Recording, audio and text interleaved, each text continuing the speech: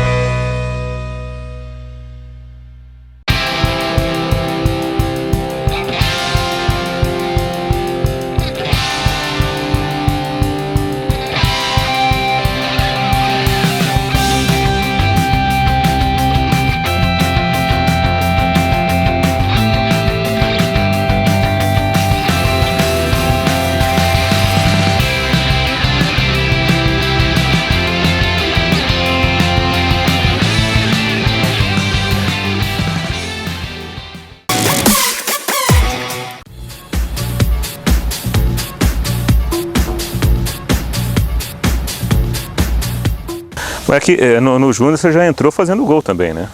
Foi. Deu tudo certo. Foi como a música do Luan Santana aí, do Meteoro, foi um meteoro.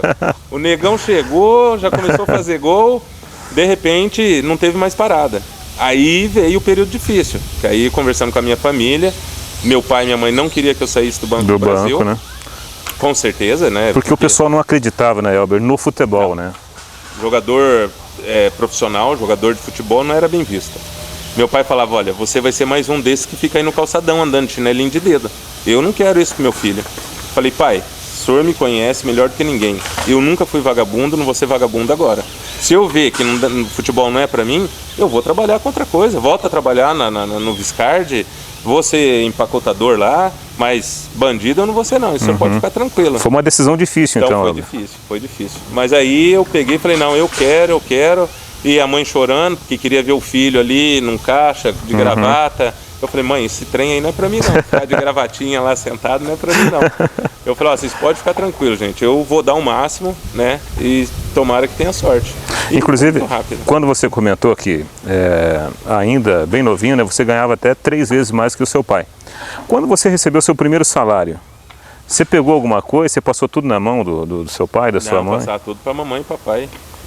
Ficava com pouquinho, a gente tinha ali um dinheirinho que deixava reservado para mim poder colocar gasolina na mobilete que eu tinha, para poder ir trabalhar, ir no VGD lá treinar, né? E o resto era passado tudo pro pai e pra mãe. E o teu pai, evidentemente, a tua mãe, eles tinham medo que você, de repente, fosse pro futebol, né? De repente, por causa do futebol, aquela gestão do futebol, num contexto geral, você fracassasse e não tivesse a condição de repente, levar o sustento para dentro de casa. Exatamente. Porque a gente vivia apertado. É aquele negócio, o pai trabalhava hoje para pagar o que comeu ontem. Então todos os irmãos tinham que trabalhar ali para ajudar, o pai e a mãe, ajudar em casa. Para a gente ter o que comer, a gente ter uma roupa para se vestir, a gente poder no fim de semana comer um negócio diferente.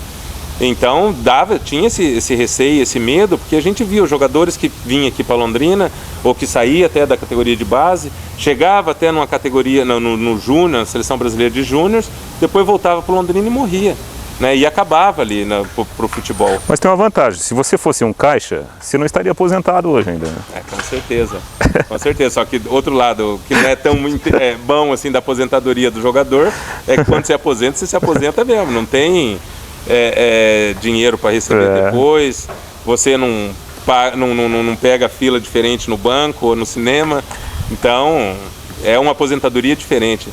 Agora, nada melhor que correr atrás do sonho e realizá-lo, né? Não tem coisa melhor, sabe, você fazer aquilo que você gosta. É aquilo, poderia também ter sido feliz, talvez trabalhando no Banco do Brasil, mas na hora da decisão, era uma coisa que eu queria, era ser jogador profissional. E foi legal até da parte da minha mãe e do meu pai de entender isso, né? E falar, não, então você vai, filho. Você vai, a gente está aqui, vamos te dar todo o respaldo que você precisa. E aí as coisas começaram a sair tão rápido que logo já tinha gente de São Paulo vindo em casa para mim assinar contrato. Tanto que uma vez ligaram até para a rádio, o Fiore Luiz ligou lá em casa, ligou em casa não, ele falando na rádio, minha mãe escutando, olha, manda esse homem embora daí, ele quer levar o filho da senhora para qualquer lugar do mundo, não deixa. Então foi muito engraçado isso aí.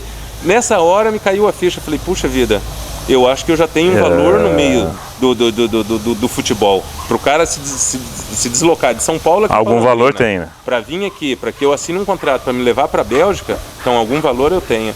Bom, e a partir desse momento terminava a carreira de Elber como bancário e começava a carreira de Elber Giovanni de Souza como um dos grandes nomes do futebol mundial. Elber, 1991 começava, né, a carreira sua no futebol com sucesso. Júnior no Londrina, rapidamente, seleção brasileira e depois tudo aquilo que aconteceu, né? Olha, a Copa com tubos que acontecia aqui na cidade, sempre em dezembro, isso aí para mim foi muito bom. Que justo nessa Copa com tubos em 90 veio o Ernesto Paulo, que era treinador da Seleção Brasileira de Júniors, e o Londrina jogando muito bem, chegamos até a final, e aí eu fui convocado para a seleção. Já em janeiro estava na Granja Comari, em Teresópolis. Quando eu cheguei lá, eu falei, eu não acredito. O ano passado eu estava jogando lá na Vila Recreio. Lá no Progresso. O Weber Roberto Lopes era o juiz lá. Aprendendo a apitar. Aprendendo a apitar. E hoje, assim, eu estou aqui com jogadores que eu já via jogando no Flamengo, no Botafogo. Só que até o momento ainda eu pensava o quê? Tudo bem, eu vou me esforçar, vou dar tudo, mas as figurinhas que vão para o Sul-Americano já tá certo. Eles só devem ter me trazido aqui para falar, não, vamos trazer porque ele foi bem na Copa Controbos. E por minha surpresa, depois de 2 semanas, aí ele falou assim, olha, eu vou ter que cortar 4 jogadores, e acabou cortando o jogador do Cruzeiro, o jogador que jogava série A, e eu que jogava no Londrina acabei ficando. Então, puta, aí foi um sucesso, né? Eu não acreditava, a família não acreditava no que já estava acontecendo assim em tão curto espaço de tempo. Aí fomos para Venezuela, fomos campeões sul-americanos em 91, em janeiro. E em julho Portugal. Teve o Mundial em Portugal. Agora, nesse curto período de tempo que você teve no Júnior do Londrina, o que te fez melhorar como jogador? Muitas coisas? Você tinha algum defeito que você conseguiu combater rapidamente para você dar um passo maior e chegar à seleção brasileira? Tinha alguma coisa assim que te preocupava na época, como jogador? Olha, o que eu sempre procurei trabalhar muito era o posicionamento dentro de área, né? Como centroavante. Que era o seu mundo, né, Elber? Como centroavante, você não tem tempo. O espaço ali é muito reduzido dentro das 16 metros ali da área grande, então você tem que saber usar o espaço. Então eu ficava e observava jogos, Romário, outros jogadores já que estavam se destacando no futebol nacional, para ver posicionamento, tudo, cabeceio, né? Tinha muitos jogadores bons como o Serginho Chulapa, como o Dadá Maravilha, que, pô, para mim foi o pai do cabeceio, tudo, que ensinava toda a técnica de um bom cabeceio. Então eu já começava a me preocupar já de posicionamento e cabeceio dentro da área, porque era uma diferença pequena ali, você tem o sucesso de fazer o gol ou não. Nós conversamos recentemente com o Carlos Alberto Garcia, né? Presidente.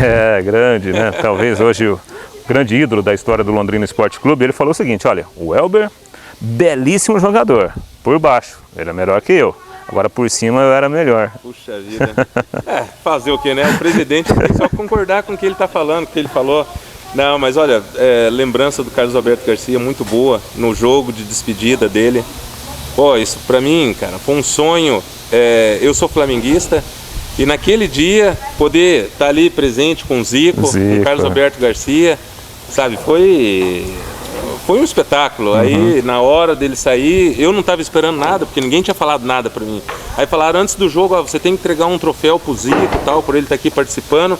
Eu cheguei, na hora de falar pro Zico alguma coisa, não saía a voz. Eu fiquei lá gaguejando e não saía, eu entreguei na mão dele, tirou a foto e pronto. Aí depois, no segundo tempo, entrou o Carlos Alberto Garcia, veio o Carlos Alberto Garcia e eu entrei no lugar dele, ele me deu a camisa, coloquei a número 8. Pô, o Carlos Alberto Garcia é o grande nome. Você guardou aquela camisa, não? Guardou, não? Aquela camisa está guardada. Tá guardada. Com certeza, vixe Maria. Porque Carlos Alberto Garcia é o grande nome do time do Londrina, do clube, Londrina Esporte Clube, né? Então foi um prazer enorme ter podido ser comparado ali um pouco, ser o sucessor do Carlos Alberto Garcia. Quando você foi para a seleção brasileira, o Ernesto Paulo falava o que para você?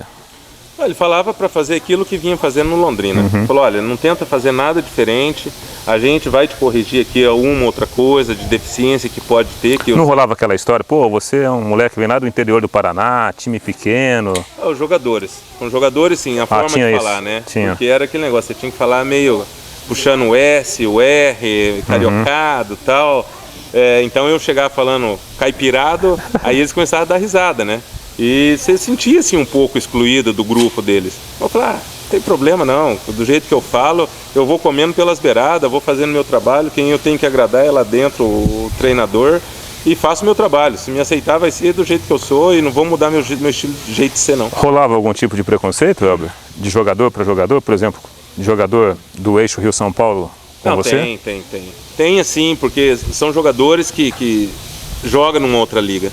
Você chega de um time pequeno, então na primeira impressão que dá assim, eles estão num grupo separado, você faz parte de um outro grupo, até sentar na mesa, né? São jogadores da primeira divisão aqui, os jogadores da outra divisão ali, no profissional não é diferente, na seleção principal, os jogadores que estão na Europa pega um espaço, os jogadores que jogam no Brasil, o outro. Então isso rola mesmo. Isso rola mesmo. Isso é normal. Tem que saber administrar, senão... Tem que saber administrar. Se você colocar na cabeça tudo que você vê lá dentro, aí você é queimado, é escanteado e não joga, né? Mesmo, e não joga.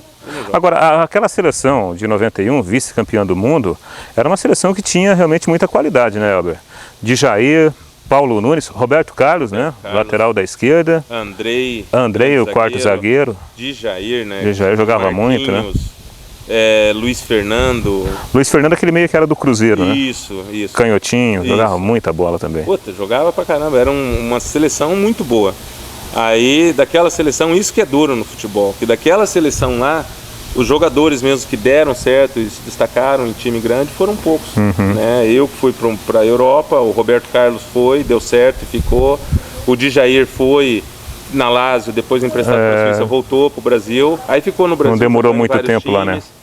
O Roger, que era o goleiro, ficou sempre reserva no São Paulo. Então, você vê também o lado triste do futebol, né? Que você chega ali com seus 18, 19 anos, no auge, e depois são poucos ainda, parece que tem uma peneira assim, que naquela peneira poucos caem e dão um passo adiante. Quando vocês foram para o Mundial, vocês pensavam em conquistar a competição? Vocês tinham assim a confiança, olha, nosso grupo é bom. Portugal tinha uma geração maravilhosa, né, com Luís Figo, entre outros jogadores, né, Rui Costa. Né, um time maravilhoso. Mas vocês acreditavam que dava para conquistar o título? Não, a gente acreditava, a gente saiu do Brasil pelo Sul-Americano que nós jogamos, a gente já sabia que a gente tinha qualidade e chance de chegar até a final. Claro que ia depender do nosso trabalho lá dentro, né? Começamos no grupo de fase meio difícil ali, contra Camarões, contra o México, foi jogo difícil. Logo veio Suécia, depois veio Coreia, eu acho que foi. Aí começou a desandar. Aí o time foi crescendo naturalmente. Foi crescendo dentro da competição. Aliás, aquele jogo contra a Suécia, você fez um gol sem querer, né? Aquele foi. Foi o gol que me levou, que eu falo, o gol que o Milan viu, né? Porque foi um gol muito bonito. Eu saí pela esquerda. A esquerda, perna esquerda, nunca foi meu forte, mas fiz ainda gols com a perna esquerda. E entro dentro da área, nisso vem dois zagueiros ao mesmo tempo e dá o carrinho. Intuitivamente eu paro a bola, os dois passam e vão até a placa de publicidade e eu com a perna direita fiz o gol. Eu sempre brinquei em relação a esse lance, que como a indústria Volvo, né, de caminhões e ônibus é sueca, eu sempre falei assim, olha, duas carretas suecas passaram naquele lance lá e você fez o que quis dentro da área. E para você ver como o mundo é pequeno, que um daqueles dois que passou ali, eu joguei depois junto com ele no Bayern de Munique, é mesmo? Patrick Anderson. Chegou lá, encontrei com ele no Bayern de Munique. O Anderson era um daqueles zagueiros. Falei, obrigado pelo aquele jogo lá em 91 em Portugal. Ele falou, jogo? Que jogo? Que eu fiz o gol. Aí ele se lembrou. Falou, eu não lembro de derrota, não gosto de lembrar não. Falei, não, mas eu vou te lembrar, porque se não fosse aquele gol, eu não ia estar aqui hoje. Então é muita coincidência, o mundo é pequeno mesmo. E durante a disputa daquele campeonato mundial, tinha o assédio dos empresários? Tinha. Ou vocês eram blindados para isso? Porque não consegue. A seleção não tem como, tenta tudo, blindar. Mas não é como a seleção principal, que você tem segurança em tudo quanto é lugar. Então vinha empresário conversar, não, você tem que vir para Portugal, olha, o Porto está te querendo, o Benfica te quer, veio um cara da Suíça, olha, o Grasshopper está te querendo, já com o treinador, tudo, sentou comigo, começou a mostrar como que ele jogava. Eu nem conhecia o time na Suíça.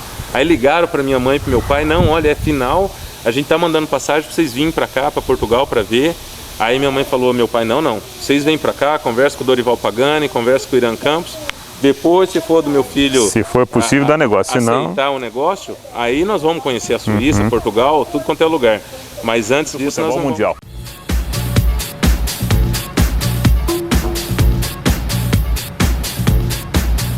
Uma ampla estrutura pronta para atender a grande maioria dos procedimentos que envolvem o diagnóstico cardiológico. Este é o Centro do Coração de Londrina, um dos mais tradicionais centros de cardiologia do estado do Paraná. Com uma equipe de médicos experientes, especializados e sempre atualizados, conta também com nutricionista e pneumologista, além de uma equipe de enfermagem. Centro do Coração. Sua vida, nossa vida. Senhor Zanoni Chopp Bar. Todos os dias a saborosa costela assada, cordeiro e pernil assado, linguiça calabresa grelhada e fritas com queijo, contrafilé, picanha e mignon. Delivery a partir das 19 horas. Avenida Higienópolis 2357. Agora também na cidade de Maringá. Senhor Zanoni Bar. Há mais de 30 anos servindo qualidade em nossos pratos e serviços. Sempre fazendo o melhor para os nossos clientes. Senhor Zanoni Bar, em Londrina e Maringá. Medfil Produtos para a Saúde Bucal. A Medfil tem na sua linha de produtos os fios dentais Medfil Slide Pro sabor menta e Medfil Sabores Premium, com diversos sabores que auxiliam na sua saúde bucal, promovendo limpeza completa e remoção da placa bacteriana interdental. A Medfil também possui uma linha de escovas dentais infantil e adulto aprovadas pela Associação Brasileira de Odontologia, a ABO, fabricadas com matérias-primas atóxicas de excelente qualidade e cerdas do Ponte. Medfil, a sua melhor escolha. As delícias do Pastel Mel em sua casa. Peça pastéis, panquecas, massas, carnes, sobremesas. Pastel Mel, disca que eu levo. 33240101. Pastel e...